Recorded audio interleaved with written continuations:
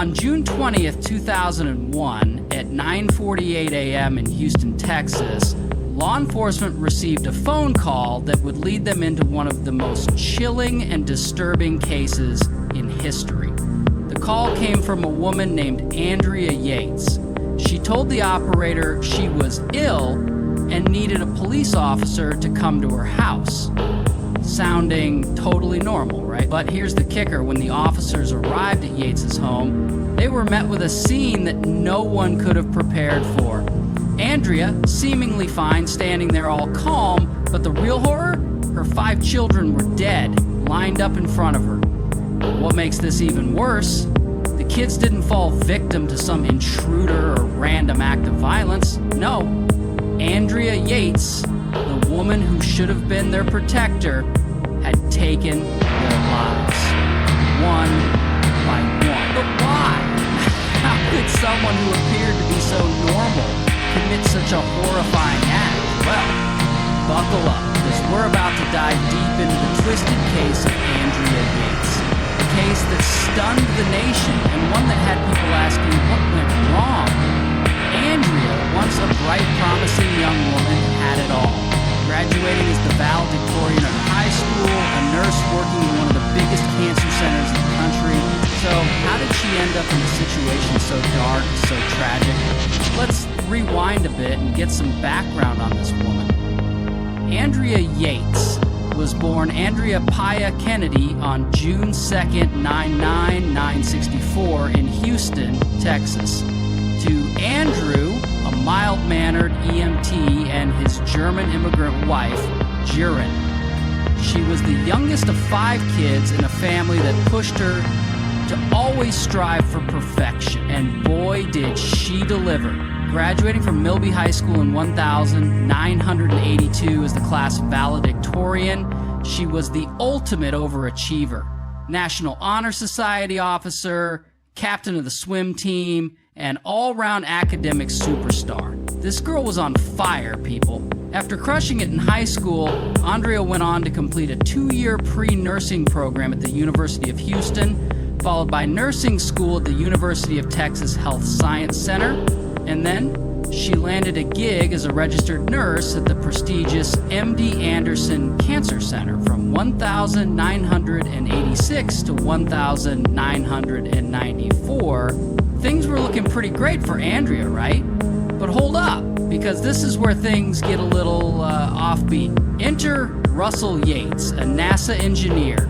It was 1989, both of them 25 years old, and, wait for it, they hit it off. Fast forward to 1993 and they're married. Yeah, all that chemistry led them to tie the knot.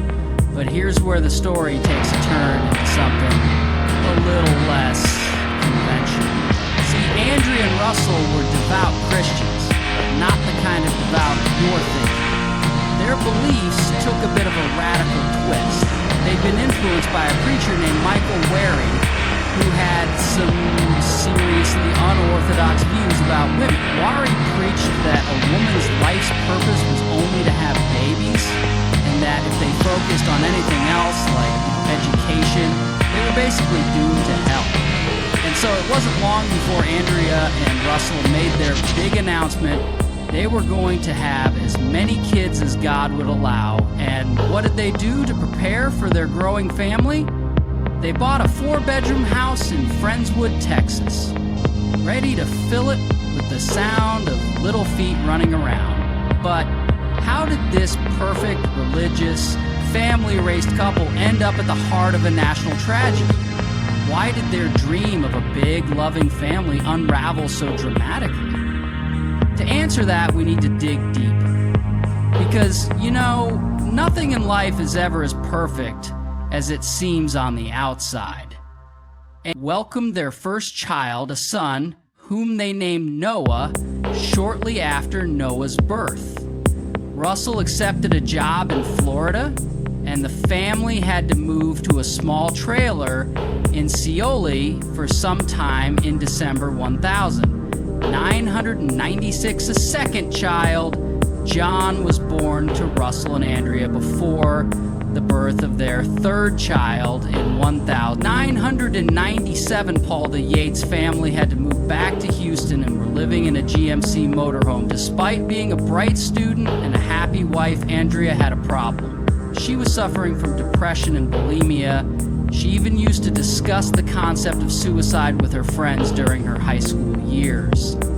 The symptoms of her depression disappeared for some time when she met Russell Yates and married him. But as time passed and Yates gave birth to the couple's fourth child, Luke, symptoms of her depression resurfaced. The first major episode happened on June 1999 when Russell found Andrea shaking and chewing her fingers, but this was just the start. The next day, Andrea attempted to take her own life by overdosing on pills. Her condition got so critical that she had to be hospitalized and the doctors put her on antidepressants. But the medication didn't improve her condition, and soon after she was released from the hospital, she made an unusual request to Russell. Andrea begged her husband that she should let her die, and even held a knife to her neck while she made the request. She had to be hospitalized once again, and this time the doctors gave her several medications, including an anti-school. The new medications immediately improved her condition. She was prescribed Hulu when she was discharged from the hospital. After the incident, Russell Yates thought it might not be a good idea to live in the GMC motorhome anymore. So he moved the family into a house to help his wife recover. Initially, the change in the residence seemed to work, and Andrea's condition stabilized. However, this improvement proved to be temporary when, in July 2020, 999, Andrea Yates suffered from a nervous breakdown. As a result, she attempted to commit suicide twice and had to undergo 2 psychiatric hospitalizations that summer. After examining her, the doctors diagnosed her with postpartum psychosis, seeing Andrea's condition. Dre Eileen Starr Branch, Andrea Yates' first psychiatrist, asked Russell Yates not to have any more children as it could worsen his wife's mental health. But just 7 weeks after Andrea was discharged from the hospital, the couple conceived their 5th child, Mary. As soon as she conceived, Andrea stopped taking Holly to ensure a healthy pregnancy. In March 2000, around the time Mary Yates was born. And for a year after, Andrea Yates' condition seemed to have improved greatly until her father died on March 12, 2001. She couldn't control her psychotic tendencies afterwards, which resulted in her mutilating herself and stopping to feed Mary. Her condition was so bad that the family decided to immediately hospitalize her on April 1st, 2001, and she was released after treatment, seeing his wife's unstable condition. Russell asked his mother to come live with them for a while to help with the kids. A month after being admitted to the hospital, Andrea Yates once again started showing abnormal tendencies. On May 3rd, 2001, she filled the bathtub in the middle of the day when her mother-in-law asked her about the reason why she was filling the bathtub. Andrea told her that she might have use for it. This vague answer was frightening and made the Yates family so concerned that Russell and his mother arranged for her to be hospitalized within the next 24 hours. When the incident was shared with her psychiatrist, her thought was an attempt to commit suicide by drowning herself. Andrea was released from the hospital after a few days, but was just as disoriented as before, so her husband took her back to Deo Hospital and told the doctors that Andrea was no longer responding to the medications. 45 days after she showed serious catatonic tendencies, and 2 days after her last appointment with her doctor, Andrea Yates did something far worse than committing suicide after her husband left for work. Andrea Yates filled the bathtub with water, took her children to the bathtub one by one, and then drowned them in an apparent attempt to save them from evil. Her son Noah even tried to resist, but she put his head back in the water until he was no longer breathing. As for the youngest of her children, Mary, Andrea placed her in Luke's arms, thinking that this would also reunite the two in the next world, where the elder brother will be looking after his baby sister once all the kids have been drowned. Andrea Yates put their bodies under the blanket on the bed one by one, as if they were resting. On June 20th, 2001, at 9:48 a.m., Andrea made a 911 call and asked the operator to send an officer to her house.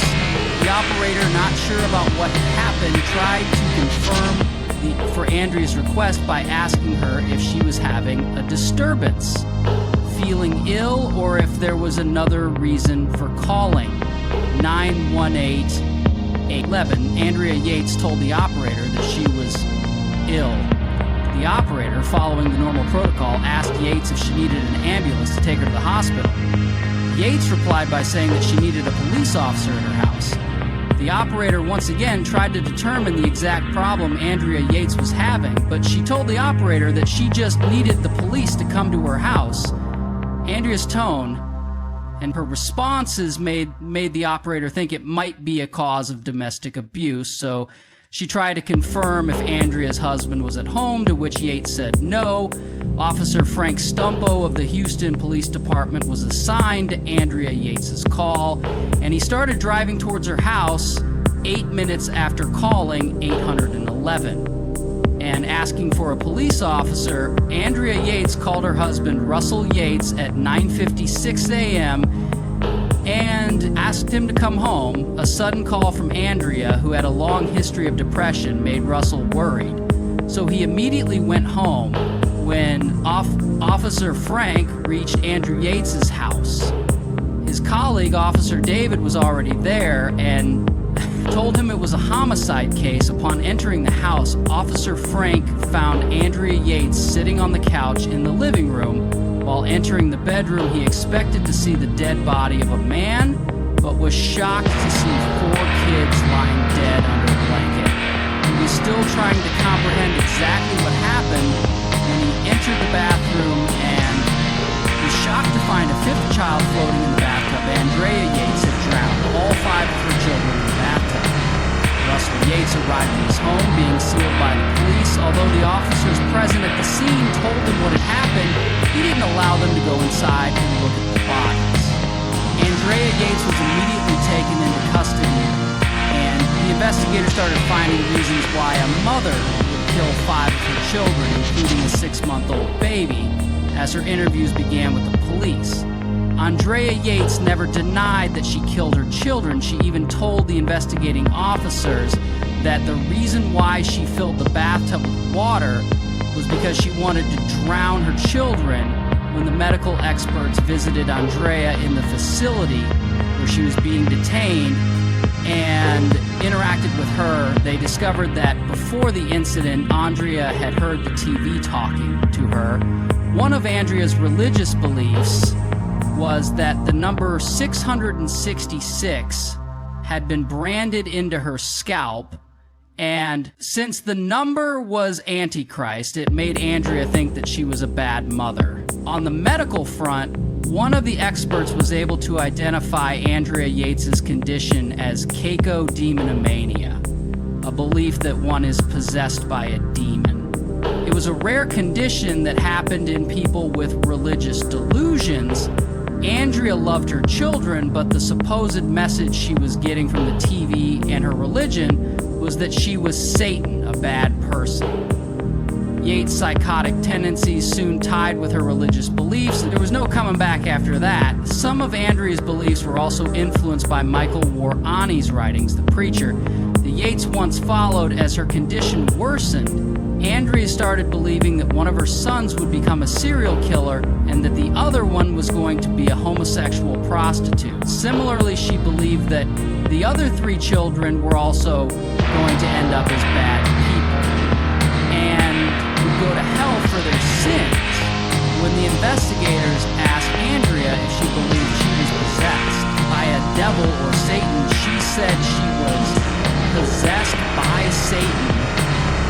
giving her directions to harm the children. As soon as the news of the 5 kids being found dead in a house was out, it spread like wildfire, and one name that was on everyone's lips was Andrea Yates. People were increasingly interested in knowing about one particular topic, postpartum psychosis.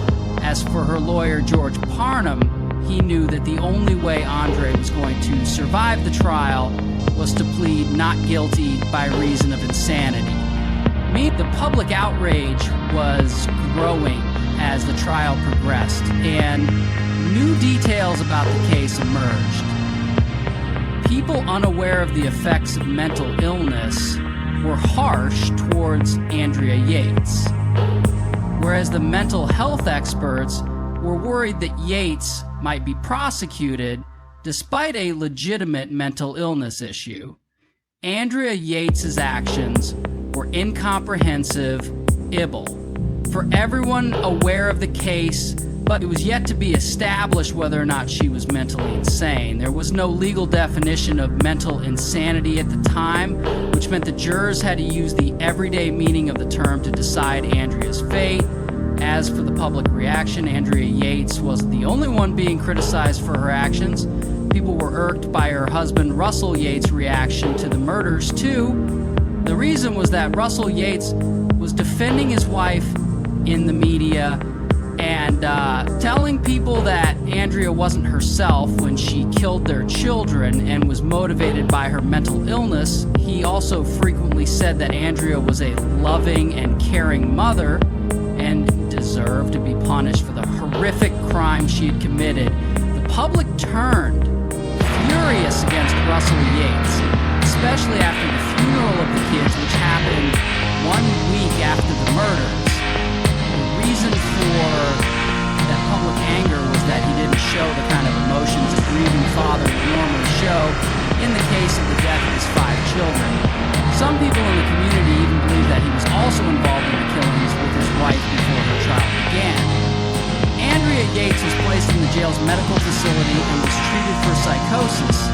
On the 22nd of September, 201, 3 months after the incident, she was deemed fit to be tried for killing her children. As for Andrea Yates' trial, the state of Texas was going to try the case to the full extent of the law. And it was very clear from the opening statement that the prosecutors, who sought nothing less than the death penalty for murdering her 5 children, the prosecution also wanted to prove that Russell Yates was complicit in the incident because he had made his family live in a bus and put his children through homeschooling, which made Andrea's condition worse. In February 2002, Andrea Yates' trial began when it came to Andrea Yates.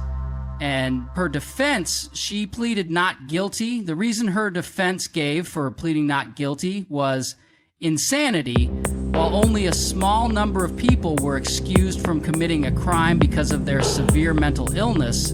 The defense thought it had a case to make by proving that Andrea Yates was also one of those people who at times didn't have any control over their thoughts or actions. Different prominent psychiatrists were brought in, both by the prosecution and the defense, to testify their arguments' favor and make their case strong. Dree Park Dietz testified for prosecution, and Dree Philly Resnick was brought in by the defense. The experts agreed on several points, including the fact that Andrea Yates drowned her children under the influence of a number of different mental diseases. Dree Dietz and Dree Resnick also agreed that Andrea believed that what she was doing while killing her children was in their best interest. The experts also thought that Andrea was well aware that drowning her children was against the law. The only difference between the testimonies of Dree Resnick and Dietz was that despite knowing she was doing a criminal act, she decided to proceed with it because she thought it was the right thing to do, especially for her children.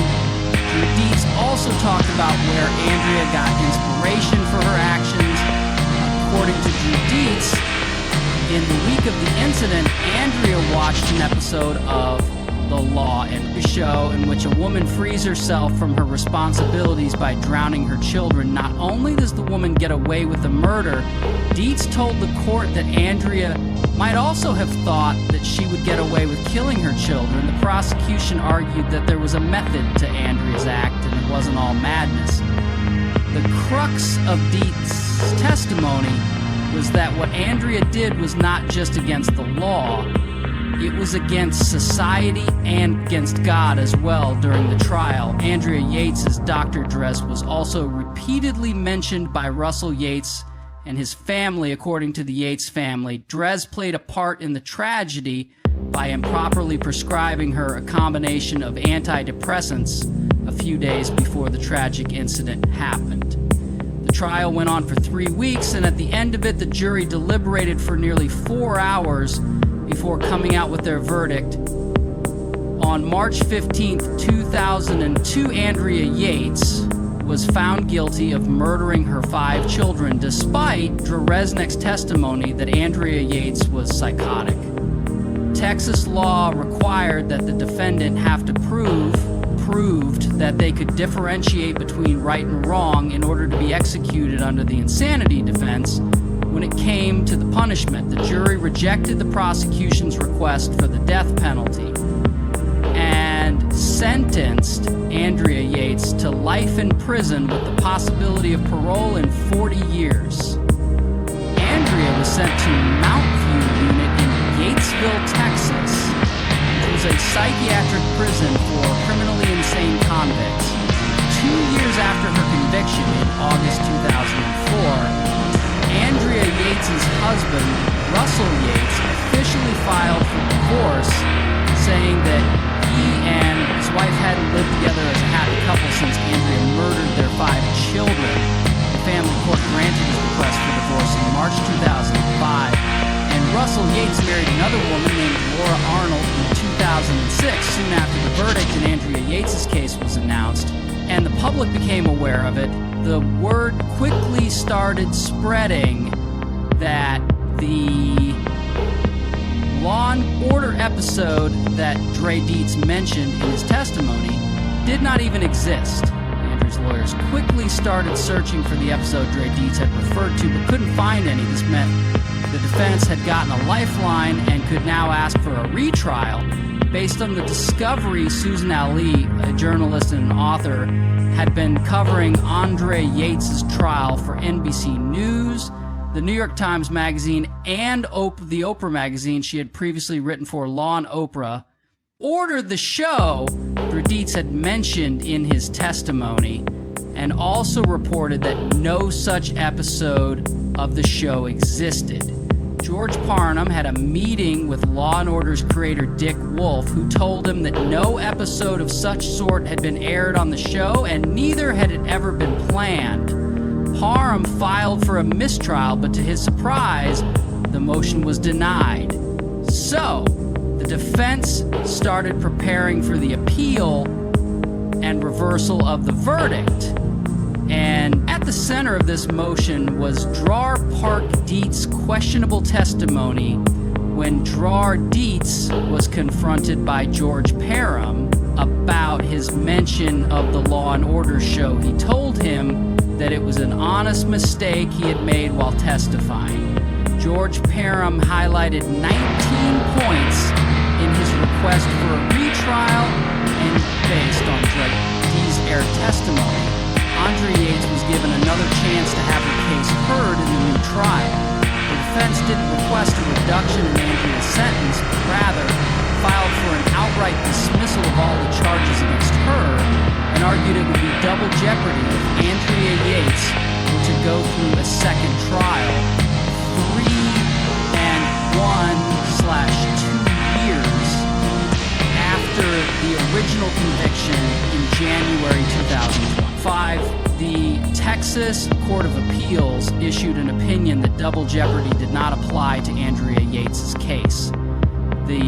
So here's where things get wild. The Texas Court of Appeals just dropped a bombshell announcement. Despite everything that went down in the original trial, they were like, you know what, let's hit the reset button. Andrea Yates was granted a new trial. Why? Well, because Dr. Dietz, yeah, that guy, straight up admitted that he had lied during the first trial. Yep, the expert witness was caught red-handed giving false testimony. Can you imagine that? A crucial part of the trial based on someone's lies? That's like finding out your Uber driver has been using a fake GPS the whole time. Fast forward to January 9th, 2006, and Andrea Yates walks into court with another not guilty by reason of insanity plea. This time, she's asking for bail, riding on the coattails of that appeal court ruling. And guess what? Her conviction tossed out like last season's fashion. On February 1st, 2006, Andrea's out on bail. Yep, out of jail and into the world, sort of. But hold up, things aren't exactly back to normal. No. Her lawyers got her moved from the Mount View unit to the Rusk State Hospital so she can get treatment while waiting for her second trial. And here's where it gets tricky. Her defense team had a huge job ahead of them. Not only did they have to prepare for trial, but they also had to clean up Andrea's image in the media. People were still thinking of her as this monster, right? But the defense was like, hold on, let's reframe this. They went all in, telling the public that there were actually 6 victims in this case. 5 kids and 1 Andrea. Because, according to them, Andrea wasn't the same woman after everything fell apart. Her mental state was in pieces, and she couldn't control her actions when tragedy struck. So, 5 years after the nightmare, in June 2006, Andrea Yates' second trial began, and this time, the defense had 2 things to focus on: mental health and wrongful action. Public opinion by now had shifted. People weren't so quick to judge, but there was still a heavy cloud hanging over the case. Then, after a grueling 3-day deliberation, the jury came to their decision. And get this, it was one of those rare trials where the jury actually asked for photos of the kids. They wanted to see what Andrea had done. After seeing the images, some jurors were in tears. It was a gut-wrenching moment. No one could really process the magnitude of the tragedy without feeling something. So after 5 years, 1 month, and 6 days, because why not add a little extra drama to this, the jury finally came back with their verdict: not guilty by reason of insanity. I mean, holy smokes. After all that time, after all that build-up, Andrea was finally free, in a way. Her husband, Russell, he was thrilled. He spoke to the media and was like, finally, the court has recognized my wife's disturbed mental condition. So while he might have been happy with the decision, that doesn't mean Andrea was exactly free to live her life. According to the court's decision, Andrea was handed over to the Department of State Health Services, and she was moved to the Vernon campus of the North Texas State Hospital. Later on, they moved her to Kernville State Hospital, which is a low-security mental facility. And as for any potential release, there's no set timeline for that. No happy ending here, folks. Andrea might spend the rest of her days locked up in a hospital. Yikes.